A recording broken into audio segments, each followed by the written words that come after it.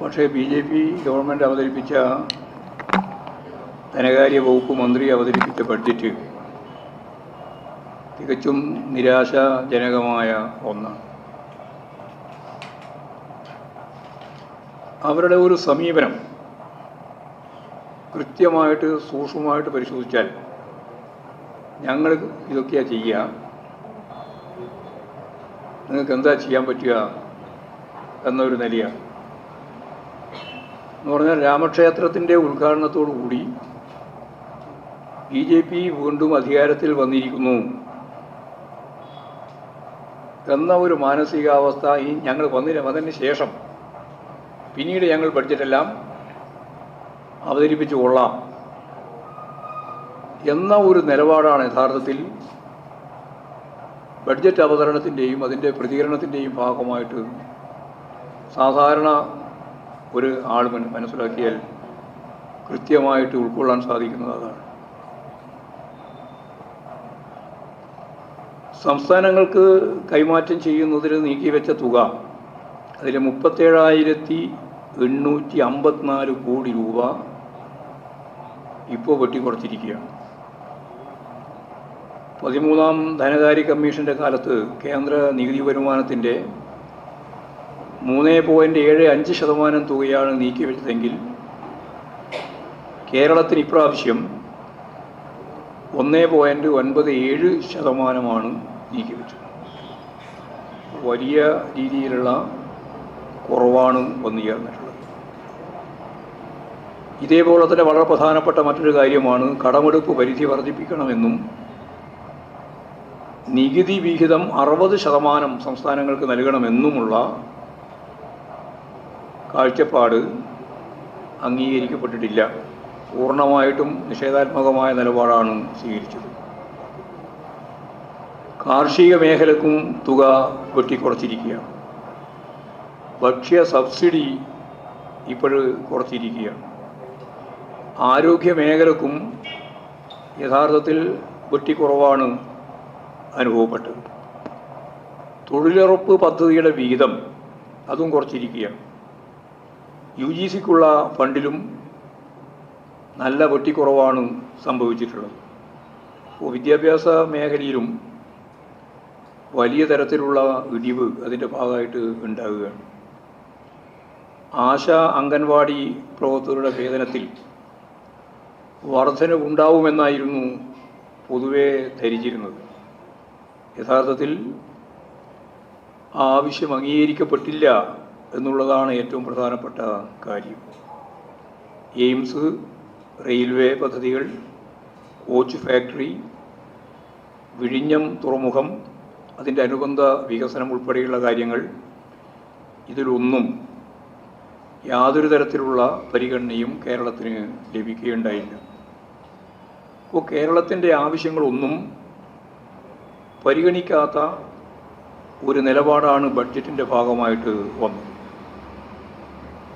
Rubber കൃഷിക്കാർ ഇന്ത്യയെ സംബന്ധിച്ചിടത്തോളം ഏറ്റവും പ്രധാനപ്പെട്ട റബ്ബർ ഉൽപ്പാദിപ്പിക്കുന്ന കാർഷിക മേഖല എന്ന രീതിയിൽ കേരളം അതിനെ സംരക്ഷിക്കുന്നതിന് ഇറക്കുമതി ചുങ്കം ഉയർത്തി നിലപാട് സ്വീകരിക്കണം എന്ന് കേരളം ഒന്നടങ്കം ആവശ്യപ്പെട്ട കാര്യവും നടപ്പാക്കാൻ സാധിച്ചില്ല.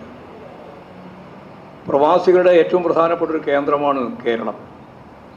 ആ പ്രവാസികൾക്ക് പ്രത്യേക പാക്കേജ് ഉൾപ്പെടെയുള്ള പദ്ധതി ആവശ്യമാണ് എന്ന കാര്യവും അംഗീകരിക്കപ്പെട്ടില്ല. അപ്പോൾ കേരളത്തിൻ്റെ ഒരു പ്രശ്നവും പരിഗണിച്ചില്ല എന്നുള്ളതാണ് ബഡ്ജറ്റ് സൂക്ഷ്മമായിട്ട് പരിശോധിക്കുമ്പോൾ കാണുന്ന കാര്യം. സംസ്ഥാന സർക്കാരിനെതിരെ ശക്തിയായ ഇടപെടലാണ് കേന്ദ്ര സർക്കാരിൻ്റെ ഭാഗത്തുനിന്ന് യഥാർത്ഥത്തിൽ ഉണ്ടായിട്ടുള്ളത് എന്നുള്ളതാണ് സത്യം. പൊതുമേഖലാ സ്ഥാപനങ്ങൾക്ക് നീക്കിവെച്ച തുകയിലും നല്ല കുറവാണ് ഉണ്ടായിട്ടുള്ളത്. വളരെ രസകരമായ ഒരു കാര്യം, ഒരു കേന്ദ്രമന്ത്രി തന്നെ കേരളം വളരെ ശ്രദ്ധയോടുകൂടി കൈകാര്യം ചെയ്യണമെന്ന് തീരുമാനിച്ചിട്ടുള്ള നമുക്കെല്ലാം അറിയുന്ന ഒരു പദ്ധതിയാണ് കെയർ എയ്ഡ്. സിൽവർ ലൈൻ മന്ത്രി പറഞ്ഞിരിക്കുകയാണ് കേരളം ആ പദ്ധതി ഉപേക്ഷിച്ചിരിക്കുകയാണ്. പിന്നെ ഞങ്ങൾ എന്തിനാണ് അതിൻ്റെ മേലെ നിലപാട് സ്വീകരിക്കുന്നത് എന്നാണ്. മന്ത്രിമാരും ഗവർണറെ പോലെ തന്നെ കളവുപറയാണ്. കേരളത്തിൻ്റെ ഏറ്റവും പ്രാധാന്യമുള്ള പദ്ധതിയിലൊന്ന് കേരളയിലാണ്. അത് സംയുക്ത സംരംഭം എന്ന നിലയിലാണ് കൈകാര്യം ചെയ്യേണ്ടത്. അപ്പോൾ ഏകപക്ഷീയമായിട്ട് കേരളത്തിനെതിരായി ആരോപണം ഉന്നയിക്കുന്നു. അത് സ്വാഭാവികമായിട്ടും ആളുകൾ വിശ്വാസത്തിലെടുക്കുന്ന രീതിയിലാണ് കാര്യങ്ങൾ അവതരിപ്പിക്കുന്നത്. ഏത് നിമിഷവും കേരളയിൽ പദ്ധതി നടപ്പിലാക്കാൻ തയ്യാറായിട്ടുള്ള ഗവൺമെൻറ്റാണ് ഇടതുപക്ഷ ജനാധിപത്യ മുന്നണി ഗവൺമെൻറ്. അത് ഉപേക്ഷിക്കുന്ന പ്രശ്നമേ ഉത്ഭവിക്കുന്നില്ല. അത് കേരള ഗവൺമെൻറ് ഉപേക്ഷിച്ചിരിക്കുന്നു എന്നുള്ളത് ശുദ്ധ കളവാണ്. അതിവിടെ ആവർത്തിച്ച് പറയുന്നതിന് യാതൊരു പ്രയാസവുമില്ലാത്ത ഒരു നിലപാടാണ് നമ്മൾ കണ്ടത്. സോ ഇവിടെ രാഷ്ട്രീയമായ ഇടപെടൽ പകൽ വെളിച്ചം പോലെ വ്യക്തമായിട്ട് വരുന്ന കാര്യമാണ്. എക്സലോജിക്ക് കേസുമായിട്ട് ബന്ധപ്പെട്ട് ഹൈക്കോടതിയിൽ നൽകിയ ആ കേസ് തന്നെ നൽകിയിട്ടുള്ള ഷോൺ ജോർജിന് BJP അംഗത്വം നൽകിയിരിക്കുകയാണ്. അപ്പോൾ അതിൻ്റെ ആവിഷ്കാരം ആരാണെന്ന് ഞാൻ പ്രത്യേകിച്ച് പറയേണ്ടതില്ല. BJPയുടെ തന്നെ ഭാഗമായിട്ടാണ്. BJPയുടെ ഭാഗമായിട്ട് ഈ കാര്യം കോടതിയിൽ വരുമ്പോൾ തന്നെ സർക്കാരിനെയും മുഖ്യമന്ത്രിയെയും ദുർബലപ്പെടുത്താനുള്ള സംഘപരിവാറിൻ്റെ നിലപാടിൻ്റെ ഭാഗമായാണ് ഇത്തരം ഒരു കാര്യം വന്നിട്ടുള്ളത് എന്ന് അന്നേ ഞാൻ പറഞ്ഞതാണ്. എക്സലോജിക്ക് പ്രശ്നം യഥാർത്ഥത്തിൽ സൂക്ഷ്മമായിട്ട് പരിശോധിച്ചാൽ അതിൽ നിന്ന് പിണറായി വിജയനെ കുറച്ചാൽ പിന്നെ ഇല്ല. അപ്പോൾ രാഷ്ട്രീയമാണ്.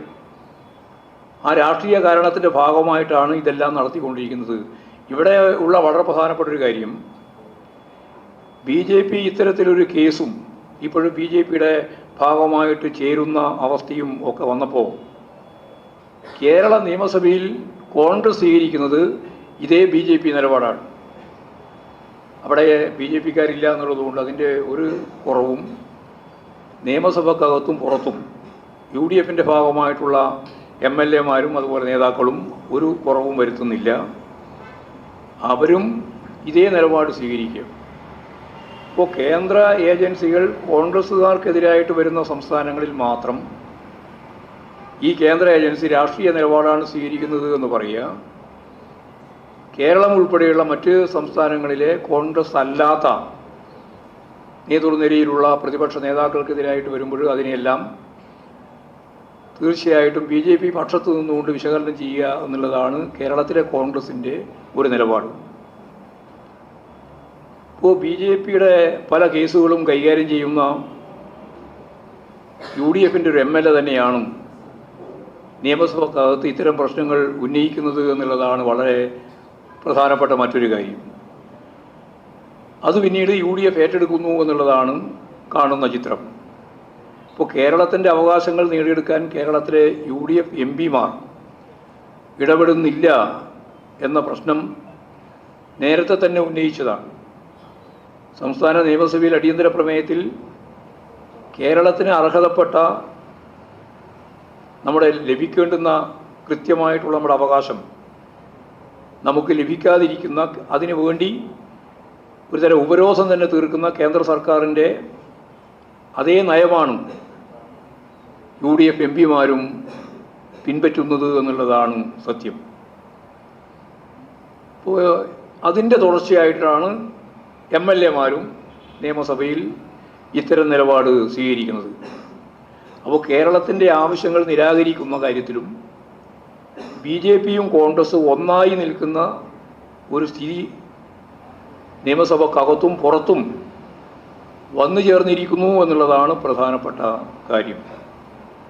അപ്പോൾ കേരളത്തിൻ്റെ പൊതുവായ ആവശ്യങ്ങൾക്ക് പോലും BJPക്കെതിരെ നിൽക്കാൻ കേരളത്തിലെ കോൺഗ്രസ് തയ്യാറാവുന്നില്ല, MP-മാർ തയ്യാറാവുന്നില്ല എന്നുള്ളത് മുമ്പേ പറഞ്ഞതാണ്. ഇപ്പോൾ MLA-മാരെ സംബന്ധിച്ചും പറയുമ്പോൾ അത് തന്നെയാണ്, തയ്യാറാവാതിരിക്കുന്നു എന്നുള്ളത് തന്നെയാണ് ഏറ്റവും പ്രധാനപ്പെട്ട കാര്യം.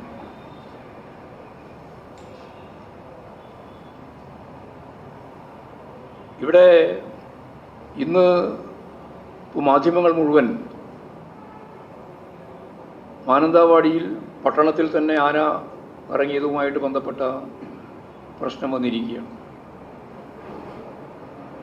ഇന്നലെയാണ് വയനാട്ടിലെ LDFിൻ്റെ നേതാക്കളും പ്രവർത്തകരും ഉൾപ്പെടെ ഇവിടെ കേരളത്തിൻ്റെ തലസ്ഥാന പട്ടണത്ത് ഫോറസ്റ്റ് ഓഫീസിൻ്റെ മുമ്പിൽ ഒരു ധർണാ സമരം നടത്തിയത്.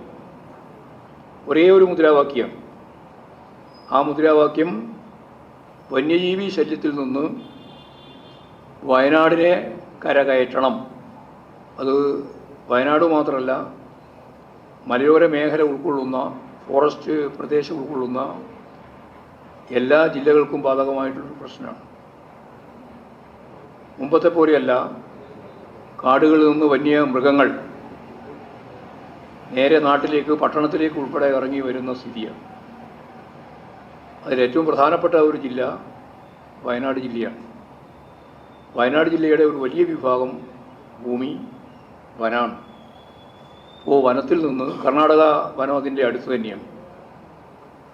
അവിടെ നിന്ന് ഇങ്ങോട്ടേക്ക് ഇറങ്ങി വരുന്നതിന് നല്ല സൗകര്യമുണ്ട്. അതാണ് ഇന്നും നമ്മൾ കണ്ടത്. യഥാർത്ഥത്തിൽ ക്ഷുദ്രജീവികളായ ഒരുപാട് മൃഗങ്ങളുണ്ട്, മനുഷ്യനെ ആക്രമിക്കുന്ന മൃഗങ്ങൾ. അതിനെല്ലാം ശരിയായ രീതിയിൽ കൈകാര്യം ചെയ്യാൻ സാധിക്കേണ്ടതാണ്.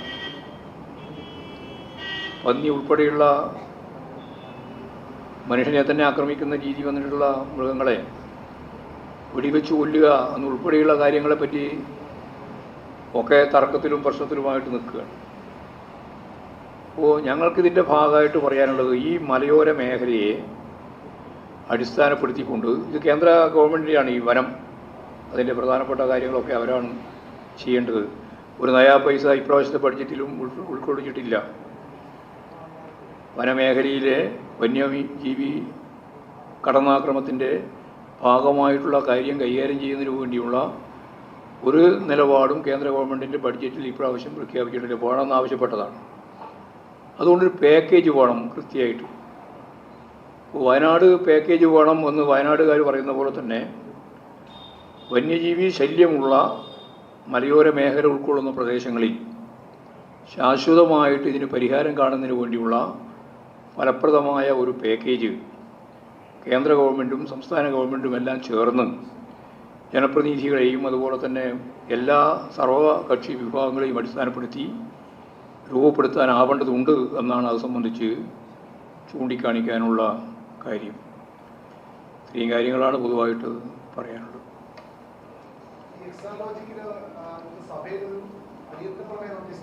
ഓ,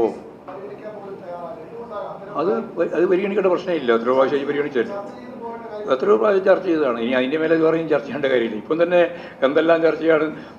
3 പേരടങ്ങുന്ന 4 മാസത്തേക്കുള്ള അന്വേഷണം, 4 പേരടങ്ങുന്ന 8 മാസത്തേക്കുള്ള അന്വേഷണം, ഇങ്ങനെ നിരവധി അന്വേഷണങ്ങൾ വന്നുകൊണ്ടിരിക്കും. ഇനിയിപ്പോൾ ഇലക്ഷൻ തുടങ്ങിയാൽ എന്തെല്ലാം വരും? ഇതല്ല ഇവിടെ ചർച്ച ചെയ്യാൻ, ആര് ചർച്ച ചെയ്യാൻ?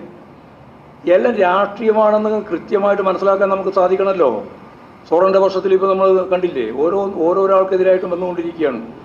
അപ്പോൾ അതൊക്കെ ഓരോന്നോരോന്നായിട്ടല്ല കൈകാര്യം ചെയ്യേണ്ടത്. പൊതുവായിട്ട് പ്രതിപക്ഷ രാഷ്ട്രീയ പ്രസ്ഥാനത്തിൻ്റെ ഭാഗമായിട്ട് നിൽക്കുന്നവരെ പിടികൂടുന്നതിന് വേണ്ടിയുള്ള നിരവധി വഴികൾ കണ്ടെത്തിക്കൊണ്ടിരിക്കുകയാണ്. ഇവിടെ അങ്ങനെയുള്ള വഴികളൊന്നും കണ്ടെത്താത്തതുകൊണ്ട് അച്ഛൻ ഇന്നയാളാണ് എന്ന് പറഞ്ഞിട്ട് മോളെ പേരിലാണ് വരുന്നതെങ്കിലും അത് അച്ഛനിലേക്ക് എത്താനാണല്ലോ.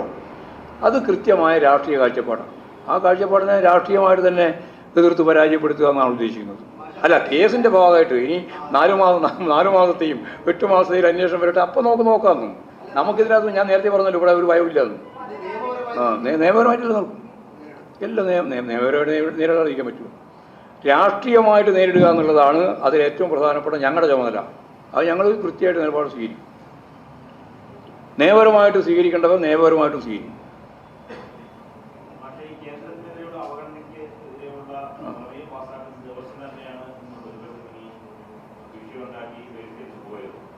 അല്ല, അവർക്ക് കേരളത്തോട് കാണിക്കുന്ന അവഗണനയല്ല പ്രശ്നം. അവർ BJP അവിടെ എന്താണോ ഉദ്ദേശിക്കുന്നത് അത് കേരളത്തിൽ നിർവഹിക്കാൻ കേരളത്തിലെ MLA മാർ നിയമസഭയിൽ നിലപാട് സ്വീകരിക്കുകയാണ്. ഒരു ഭാഗത്ത് BJP-യോടൊപ്പം നിൽക്കുന്ന നിലപാടാണ് സ്വീകരിച്ചുകൊണ്ടിരിക്കുന്നത് എന്നാണ് അതിൻ്റെ കൃത്യമായ അർത്ഥം. അതിൻ്റെ ഭാഗമായിട്ടാണ് കേന്ദ്ര ഗവൺമെൻറ്റിനെതിരായിട്ടുള്ള ജനരോഷം രൂപപ്പെട്ട് നിൽക്കുന്ന ഒരു സമയമാണ്. അതിന് പകരം വേറെ രാഷ്ട്രീയമായിട്ട് വഴിതിരിക്കാൻ വേണ്ടിയിട്ടുള്ള ബോധപൂർവമായ പ്രവർത്തനമാണ് അവരുടെ തന്നെ വക്കീൽ ഉൾപ്പെടെയായിട്ടുള്ള ചില ആളുകൾ അസംബ്ലിയിൽ ചെയ്തുകൊണ്ടിരിക്കുന്നത്. അതിൻ്റെ ഒപ്പം നിന്നുകൊണ്ടാണ് UDF പ്രവർത്തിക്കുന്നത്. അതാ പ്രശ്നം. ഞാൻ അതാ പറഞ്ഞത്.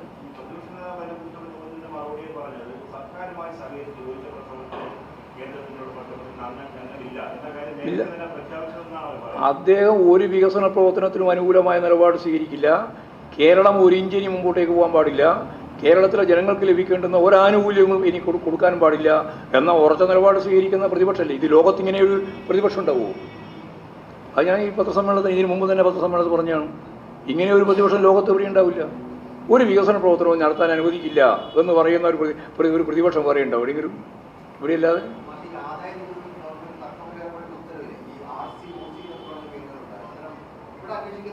അന്വേഷിക്കട്ടെ. നമ്മളല്ലല്ലോ അന്വേഷിക്കുന്നത്, അവരല്ലേ അന്വേഷിക്കട്ടെ. അന്വേഷിച്ചോട്ടെ എന്ന്. ഞങ്ങൾ എന്തിനും അന്വേഷിക്കേണ്ട കാര്യം? ഞങ്ങൾ ഈ അന്വേഷണത്തിന് എൻ്റെ ഭാഗമല്ലല്ലോ പറയുന്നത്. ഞങ്ങൾ പറയുന്നത് ഇതിൻ്റെ പിന്നിൽ രാഷ്ട്രീയമാണ്. പിണറായി വിജയനെ എങ്ങനെ കൊടുക്കാം എന്നതാണ് ആലോചിച്ചുകൊണ്ടിരിക്കുന്നത്. അല്ലാണ്ട് വേറെ കേസൊന്നുമല്ല. ഇതിനെക്കാട് എത്ര വലിയ കേസുണ്ട് വേറെ? ഇവിടെ കേസല്ല പ്രശ്നം. ഇവിടെ പിണറായി വിജയനെ എങ്ങനെ പ്രതിയാക്കാം എന്നുള്ളതാണ് നിങ്ങൾ ആലോചിച്ചുകൊണ്ടിരിക്കുന്നത്. അതാ കാര്യം. ആ രാഷ്ട്രീയം ശരിയായ രീതിയിൽ ജനങ്ങളുടെ മുമ്പിൽ തുറന്നു കാണിക്കുക എന്നുള്ളത് തന്നെയാണ് പാർട്ടി ഉദ്ദേശിക്കുന്നത്.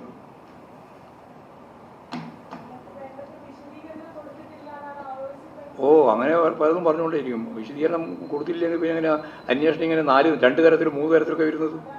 വരട്ടെ, അന്വേഷണം വരട്ടെ, അന്നേരം പറയല്ലോ. അന്വേഷണം കൊടുത്തിട്ടുണ്ടോ, വിശദീകരണം കൊടുത്തിട്ടുണ്ടോ ഇല്ലയോ എന്നുള്ളതെല്ലാം അന്വേഷിക്കാൻ ഉൾപ്പെടെയല്ലേ തീരുമാനിച്ചത്. 2 ടീമിനെ ഇപ്പോൾ തന്നെ തീരുമാനിച്ചിട്ടുണ്ട്. ഹൈക്കോടതി കാണുന്നതിൻ്റെയും ഹൈക്കോടതിയെയും മറികടന്നുകൊണ്ടാണ് ഈ കാര്യങ്ങളെല്ലാം വന്നിട്ടുള്ളത്. ഹൈക്കോടതിയിൽ കേസ് നടന്നുകൊണ്ടിരിക്കുന്ന അല്ലെങ്കിൽ അതിൻ്റെ ഭാഗമായിട്ട് പരിഗണന കിട്ടിക്കൊണ്ടിരിക്കുന്ന സന്ദർഭത്തിലാണ് അതിൽ നിന്ന് വ്യത്യസ്തമായിട്ട് 2 അന്വേഷണ വിഭാഗവും രൂപപ്പെട്ട് വന്നിട്ടുള്ളത്.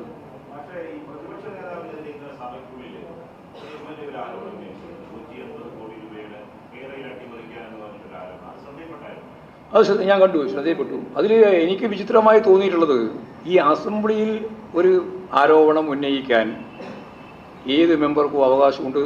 അതിന് പൂർണ്ണമായ രീതിയിലുള്ള സംരക്ഷണമുണ്ട്. സാധാരണ ഇങ്ങനെയുള്ള ആരോപണങ്ങൾ വന്നാൽ എല്ലാവരും എടുത്തുകൊണ്ടിരിക്കുന്ന ഒരു വെല്ലുവിളിയുണ്ട്. ആ വെല്ലുവിളി എന്താ? പുറത്തു പറ, അപ്പോൾ പറയാമെന്നാണ്. എന്തേ പറയാത്തത്? എന്തേ വഴുതി മാറുന്നത്?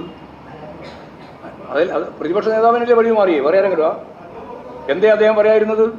പുറത്ത് പറയേ, അപ്പോൾ ഞാൻ പറയാം മറുപടി എന്ന് പറയണ്ടേ? എന്തേ പറയാൻ പറ്റാത്തത്? അൻവറല്ല പറയുന്നത്, അൻവറല്ല പറയേണ്ടത് ബന്ധപ്പെട്ട വിധേയനായിട്ടുള്ള ആളാണ്, അയാളല്ലേ പറയേണ്ടത്. അതല്ലേ പറഞ്ഞിട്ടുള്ളത്. ആ പറഞ്ഞതുമായി ബന്ധപ്പെട്ട് എൻ്റെ പേരിലാണ് ഞാൻ പറഞ്ഞതെങ്കിൽ, എന്നെ പറ്റിയാണ് പറഞ്ഞതെങ്കിൽ ഞാൻ പറയുമല്ലോ, നിങ്ങൾ പുറത്ത് പറ, അപ്പോൾ പറയാമെന്ന്. എന്തേ പറയാത്തത്?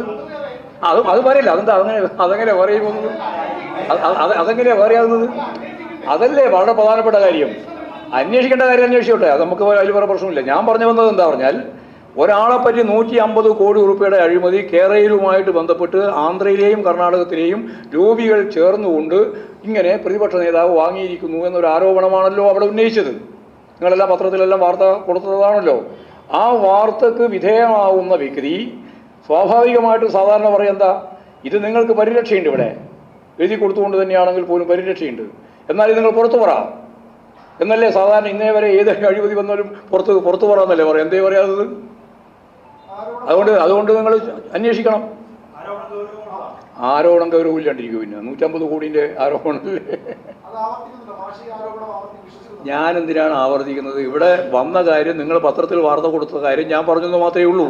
ഞാൻ അതിനെപ്പറ്റി ചോദിക്കുന്നത് ഇങ്ങനെയാണ്, അതിന് വിധേയപ്പെട്ട ഒരാൾ അദ്ദേഹം എന്തുകൊണ്ടാണ് അതിനെ നിഷേധിക്കുകയോ അതിനെതിരായിട്ടുള്ള കാര്യം എന്ന രീതിയിൽ നിങ്ങളിത് പുറത്തെന്തുകൊണ്ട് പറയുന്നില്ല എന്ന കാര്യം ഉന്നയിക്കുകയോ ചെയ്യാതിരിക്കുന്നത്? അതെന്തുകൊണ്ടാണെന്നുള്ളതാണ് നിങ്ങൾ അന്വേഷിക്കേണ്ടത്. അപ്പോഴാ മനസ്സിലാക്കുക കാര്യം. അല്ല, ഞാൻ എന്തിനാണ് ഇത് എൻഡോഴ്സ് ചെയ്യുകയോ ചെയ്യാതിരിക്കുകയോ ചെയ്യുന്നത്? ഞാൻ പറഞ്ഞു, ഇങ്ങനെ ഒരു ആരോപണം നിയമസഭയിൽ വന്നിരിക്കുന്നു. സ്വാഭാവികമായിട്ടും ആ വന്ന ആരോപണം ഇവിടെ രാജ്യത്തിൻ്റെ മുമ്പിലുണ്ടല്ലോ. ഇപ്പോൾ ഇല്ലേ? ആ രാജ്യത്തിൻ്റെ മുമ്പിലുള്ള ആരോപണം കൃത്യമായ രീതിയിൽ ആവശ്യമായ നിലപാട് സ്വീകരിക്കട്ടെ എന്നേ വെക്കേണ്ട കാര്യമുള്ളൂ. നമ്മളിപ്പോൾ അതിൻ്റെ മേലെ അതിൻ്റെ ചെയ്യുകയോ ചെയ്യാതിരിക്കുകയോ ചെയ്യേണ്ട കാര്യം നമ്മളെ മുമ്പിലില്ല. ഞാൻ പറഞ്ഞാൽ ഗൗരവം മറന്നു. അതല്ലേ ഞാൻ പച്ച മലയാളത്തിൽ പറഞ്ഞത്. ഞാൻ ഈ വാർത്ത നിങ്ങൾ അച്ചടിച്ചും അതുപോലെ തന്നെ ഈ പ്രക്ഷേപം ചെയ്തിട്ടുള്ളതുമായ വാർത്ത ഞാൻ കണ്ടിരിക്കുന്നു. പക്ഷെ സ്വാഭാവികമായിട്ടും ചെയ്യുന്ന ഒരു കാര്യം ഞാൻ പറഞ്ഞെന്ന് മാത്രമേ ഉള്ളൂ. അങ്ങനെ വന്നാൽ നിയമസഭക്കകത്ത് പരിരക്ഷയുണ്ട്, എന്തേ പുറത്ത് പറയാൻ വെല്ലുവിളിക്കാതെ. അതാ ഒരു കാര്യം. അത് കാര്യം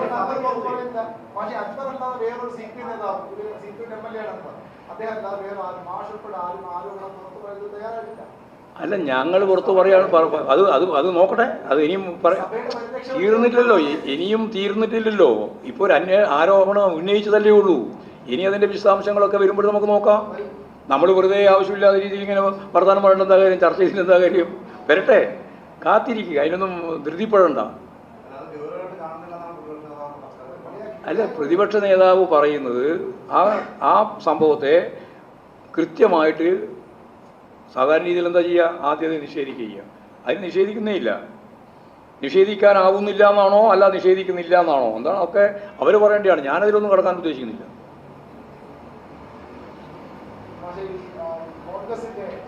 ആരെ? സിറ്റിംഗ്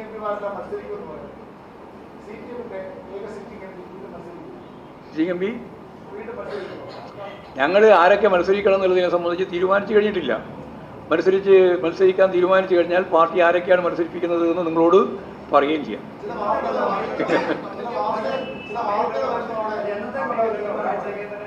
ഒരാഴ്ച കഴിയുമ്പോഴേക്ക് റെഡിയാവും. ആ ഉടനെ തന്നെ പ്രഖ്യാപിക്കും. 11-12 നിന്നും കമ്മിറ്റി അത് ഇതിൻ്റെ തന്നെ ചർച്ചയുടെ ഭാഗമാവും.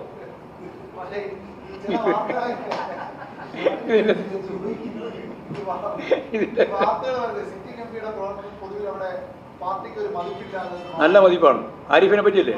ആരിഫിൻ്റെ പ്രവർത്തനം എന്ന് പറയുന്നത് നല്ല മതിപ്പുള്ള MP ആയിരുന്നു അദ്ദേഹം. അത് പാർലമെൻറ്റിൽ അകത്തും അതെ പുറത്തും അതെ നല്ല നിലയിൽ പ്രവർത്തിച്ചിട്ടുള്ള ഒരു MP ആണ് ആരിഫ്. അതിൽ ഞങ്ങൾക്കാർക്കും സംശയമൊന്നുമില്ല. ഒരാളല്ലേ ഉള്ളൂ.